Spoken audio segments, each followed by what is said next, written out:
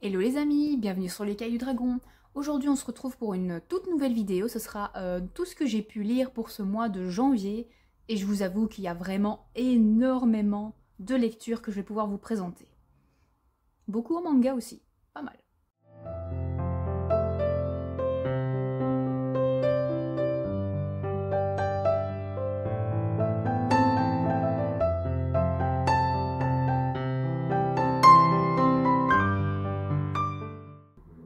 Comme à chaque fois, je vais d'abord vous présenter tout ce qui est les graphiques. Ici ça va être simple, il n'y aura que des mangas, mais pas des moindres. Tout d'abord, je vous présente The Bugle Call, donc c'est une saga de manga que j'aime vraiment beaucoup. Donc vous avez le tome 3 et le tome 4. C'est une saga que j'aime vraiment énormément. Pour vous dire, c'est un peu de la dark fantasy, on va dire. Et c'est vraiment... c'est sombre, c'est quand même fort sombre. Il se passe quand même pas mal de choses. Et pour vous la faire courte, vous êtes dans un monde un tout petit peu de fantaisie. Pourquoi? Parce que vous avez certains humains qui sont en fait un peu particuliers parce qu'ils ont des sortes de cornes et donc ça leur octroie certains pouvoirs. Et on va en fait suivre ici le héros qui est sonneur de clairon dans une troupe de mercenaires.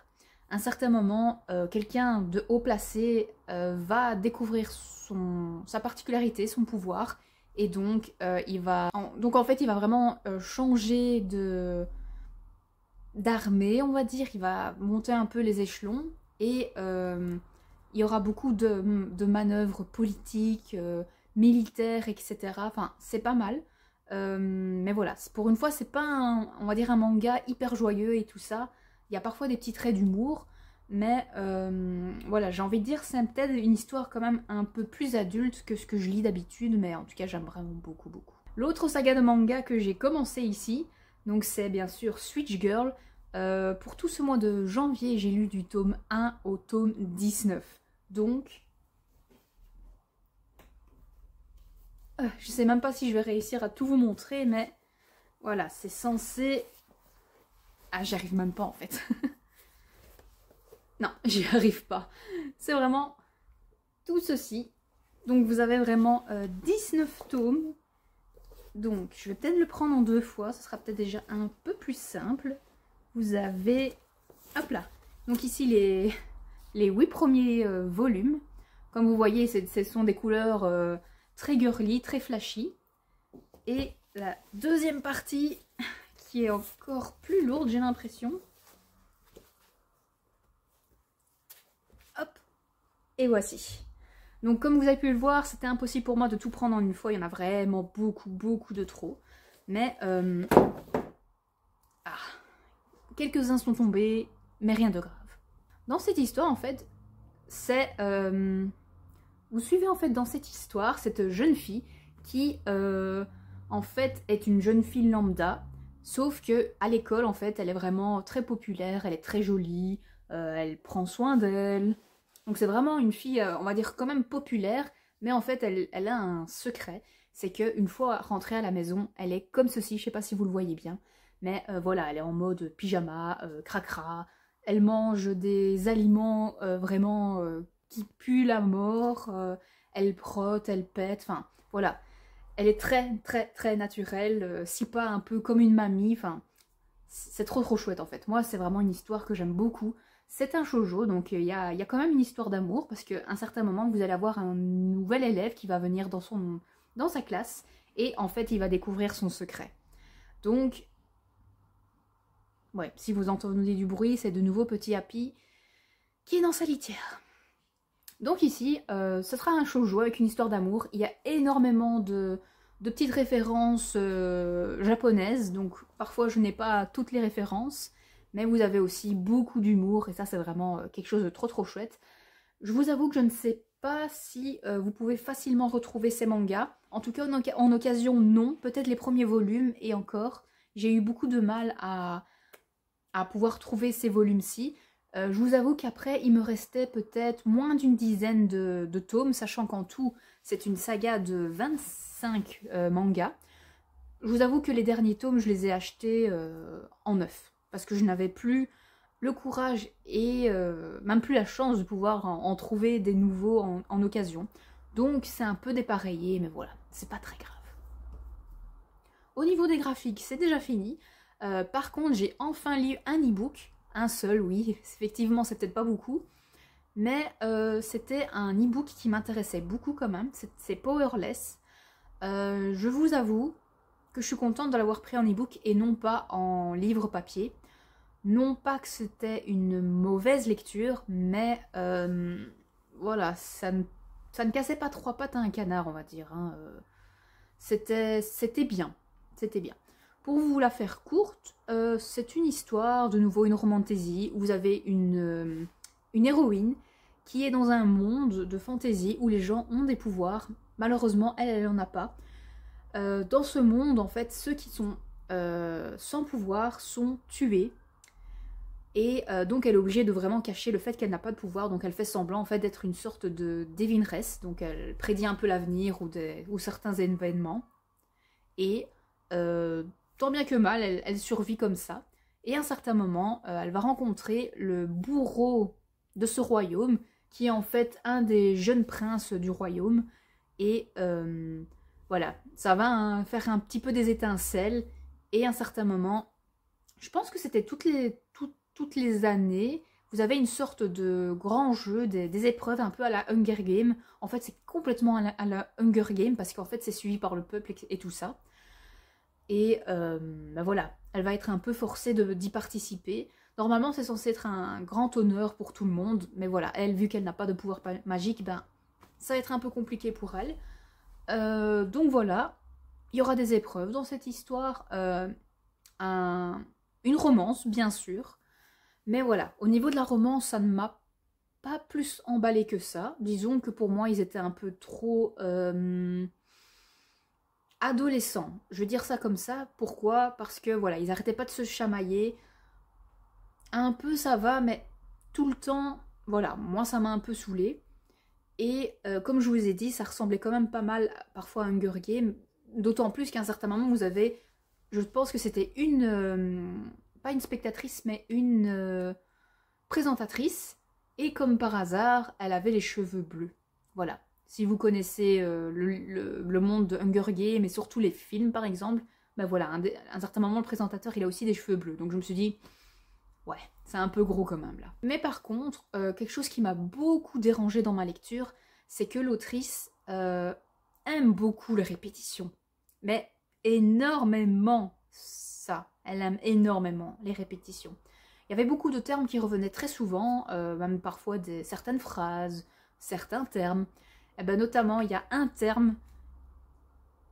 Non, c'est rien. Il y a un livre qui a bougé tout seul. Donc il y a surtout un terme qui est revenu... Je les ai comptés, hein. Qui est revenu 33 fois durant ma lecture. C'était le mot faussette, qui caractérisait un aspect du visage du love interest, je vais y arriver. Donc voilà, vous imaginez pendant ma lecture 33 fois le mot faussette. Je vous avoue que maintenant, dès que je vois ce mot dans une de mes lectures, je lève un peu les yeux au ciel. Donc voilà, ça a été quand même une bonne lecture, mais voilà, ça ne cassait pas trop à patin un canard, c'était bien. Je vous avoue que je ne comprends pas trop l'engouement qu'il peut y avoir, notamment beaucoup de coups de cœur. Tant mieux pour les lectrices et les lecteurs qui ont aimé, mais voilà, moi je me dis qu'il y avait d'autres lectures, ou même peut-être d'autres nouveautés qui potentiellement pourraient être plus un coup de cœur que celle-là. Parce que pour ma part, elle n'avait rien d'exceptionnel, mais voilà. C'était une bonne lecture moyenne. Ensuite, pour ce mois de janvier, on a effectué en tout 2 lectures communes. Pour 2 lectures communes sur mon Discord. La première, c'était The Bone Season, donc le premier tome, dans cette très belle objet livre. Ah bah, c'était très chouette. On était quand même pas mal à avoir participé. Et c'est quand même assez compliqué de bien vous faire un résumé de ce livre, parce que c'est dans un monde, on va pas dire futuriste, pas vraiment dystopique. J'ai un peu du mal à cataloguer ceci, en tout cas on va dire que c'est un peu plus science-fiction, paranormal. C'est très spécial en fait comme livre. Je vais vous lire alors directement le résumé. Donc 2059, depuis que la République de Sion a pris le contrôle de toute l'Angleterre, être clairvoyant est un crime. Capable de voir et d'interagir avec l'éther, ces anormaux sont traqués inlassablement. Paige fait partie de la pègre et se fait une place grandissante dans le monde du crime. Elle est aussi une marche-rêve capable de s'immiscer dans l'esprit des autres. Après un faux pas, elle est capturée par Sion et envoyée à Oxford, une ville que tous pensaient détruite. Au sein de cette colonie pénitentiaire, les clairvoyants ne sont rien d'autre que des armes d'une guerre séculaire opposant des êtres mystérieux à des monstres assoiffés de sang. Cible de toutes les convoitises, le pouvoir unique de Paige pourrait devenir la clé de sa survie ou l'instrument de son trépas. Quand rien n'a plus de sens, la seule solution semble être de former des alliances inattendues, mais à quel prix? Ben voilà, ça résume très bien l'histoire. Ce que j'ai beaucoup aimé en fait, c'était le système de magie, on va dire, donc de clairvoyance. Chaque personne en fait a un pouvoir particulier et même fait partie d'un groupe de gens paranormaux, anormaux. Et notre héroïne est un petit peu au-dessus du lot parce que c'est un pouvoir qui n'est pas très répandu, même très peu répandu. Et voilà, c'était un milieu qui pouvait faire penser par exemple, même si je n'ai pas lu, mais voilà, je vois un peu le style, c'est du style Six of Crow de Leigh Bardugo. Donc un peu avec tout ce qui est la mafia, des traquenards et tout ça. Et pas vraiment Hunger Games, même s'il y a quelques petites épreuves. Mais voilà, il y avait quand même pas mal de petits mélanges de genres dans cette lecture et j'ai vraiment très très bien apprécié. Il y a une mini-romance qui s'installe dans ce livre. Elle ne m'a pas transcendée parce que voilà, elle était quand même assez légère, ce qui est pas plus mal.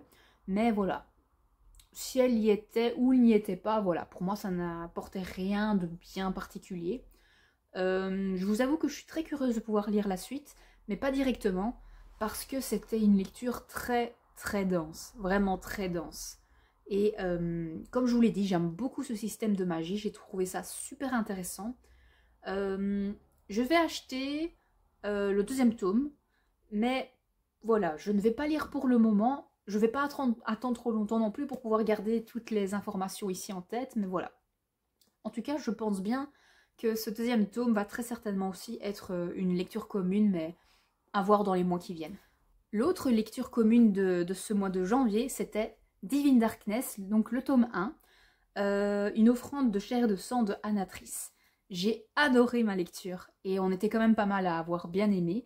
Je vous avoue que directement avec ce tome 1, j'ai enchaîné avec le 2, et ensuite, ne pouvant pas rester comme ça sans réponse, le tome 3.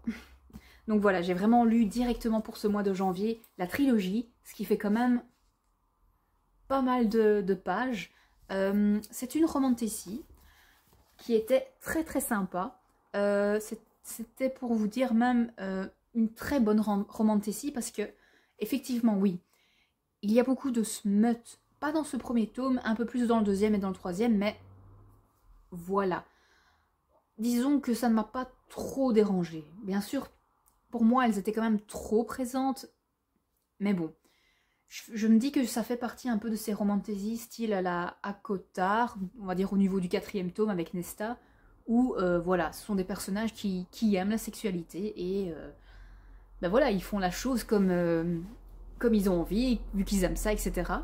Ben, d'autant plus que dans ce monde, en fait, c'est un monde qui est divisé en différentes cours. Vous avez la cour du soleil, la cour de la nuit, de la forêt, enfin voilà, il y a différentes cours.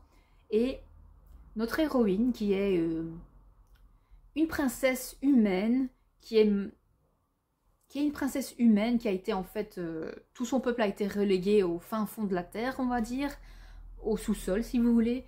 Et à un certain moment, vous avez en fait Sun, qui est le dieu du soleil, si vous voulez, la divinité, qui va vouloir choisir une épouse et son choix va se porter sur Danae, notre héroïne.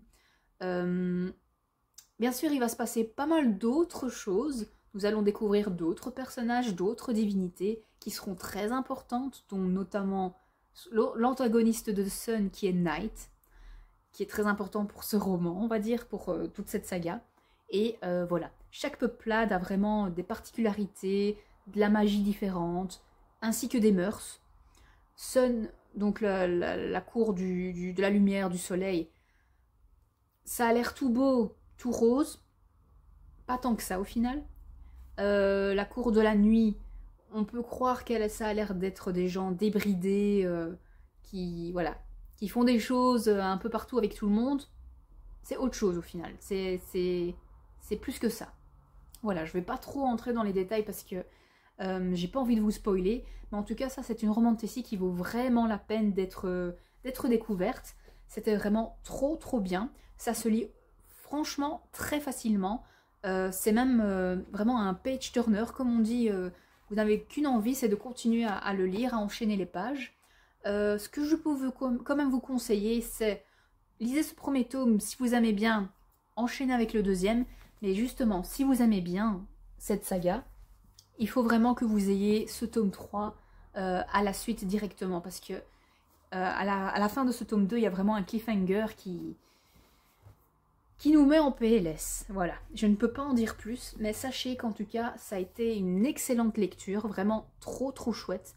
Et ça fait partie, on va pas dire de mes sagas favorites, mais petite saga quand même chouchou, et que je pense pouvoir relire dans l'avenir. Ici, je vous présente par contre une lecture qui ne m'a pas plu. Malheureusement, ça ne m'a pas emballé. Je suis un peu triste, sachant que c'était ma première lecture de mon fameux pack des sorties 2025 des éditions Plume Blanche. C'est Âme sang de Marion Aubry. Malheureusement, je pense que je n'étais pas du tout le public cible, parce que c'est un récit assez adolescent. Pour vous dire, ce qui m'a quand même intéressé, ce sont ces créatures, donc des sortes de fées vampiriques. Ça, c'était intéressant, mais malheureusement, le récit ne m'a pas du tout emballé. C'est un one-shot, hein, donc vous avez toute l'histoire qui est finie ici, mais voilà, pour moi, c'était pas assez mature, pas assez... C'était brouillon. C'était fort brouillon et je me retrouvais pas du tout dans les personnages en fait. C'était vraiment des adolescents. Parfois, ils avaient des comportements un peu bizarres et je sais pas. J'aime pas trop dire du mal des histoires, donc voilà. Je vais résumer vraiment en disant que je n'étais pas le public cible, mais ça peut peut-être vous plaire vous. Sachant que ça a quand même eu pas mal de bons échos et il y a quand même pas mal de personnes qui au final ont bien aimé cette lecture et ont notamment mis 5 étoiles. Donc n'hésitez pas à me dire en commentaire si vous également vous l'avez découverte et ce que vous en avez pensé. Et enfin, ma dernière lecture de 2025, donc même janvier 2025, et pas des moindres parce que c'était très chouette. Pour vous dire, c'était un petit coup de cœur. Je vais même pas dire un grand coup de cœur, mais un petit. Parce que j'ai trouvé vraiment cette lecture très chouette. C'est également un one-shot, de nouveau, du pack des éditions Plume Blanche, c'est Entre nous la rivière. Déjà, la beauté du livre, la beauté de la couverture, j'ai vraiment bien aimé. C'est une lecture un peu tout doux, on va dire. Même si ça aborde quand même des sujets très importants et parfois assez durs, mais c'était vraiment trop chouette. Pour vous raconter, donc Naya, en fait, elle fait partie d'une certaine tribu qui est fort misogyne, malheureusement. À un certain moment, quand elle est toute petite, elle va sauver un personnage de la noyade, et en tout cas, c'est un garçon qui ne fait pas partie de sa tribu, loin de là. Et quelques années plus tard, un cortège va arriver dans son village, et en fait, elle va retrouver ce garçon, qui n'est pas n'importe qui. C'est quand même quelqu'un de fort important, et au final, il va la sortir de son mariage arrangé, et il va également la prendre en tant qu'épouse. Nous allons donc suivre un peu cette rencontre entre ces deux personnages très différents, aux mœurs justement très différents également. Et c'était vraiment tout doux parce que ce personnage masculin fait très attention à ne pas la brusquer, à ne pas la blesser. Donc c'était vraiment très chouette, ça faisait du bien comme lecture. Parfois, bien sûr, j'étais un peu énervée parce que les gens de son village sont vraiment des pourritures avec les femmes. Mais voilà, on va dire qu'elle est quand même mieux tombée. Et c'était une très très chouette lecture. Donc, comme je vous ai dit, enfin un petit coup de cœur pour cette année 2025. Donc ça, c'est vraiment une lecture que je vous conseille également vraiment beaucoup. Donc voilà les amis, comme vous pouvez le voir, j'ai quand même pas mal lu pour ce début de 2025. Je pense avoir lu du style allez, 25 voire 28 lectures différentes, quelque chose comme ça. Donc c'est pas mal du tout. Je suis quand même assez fière de moi, sachant que en janvier, enfin début janvier, j'étais encore un peu en maladie, ensuite j'ai repris le travail, donc je suis quand même étonnée.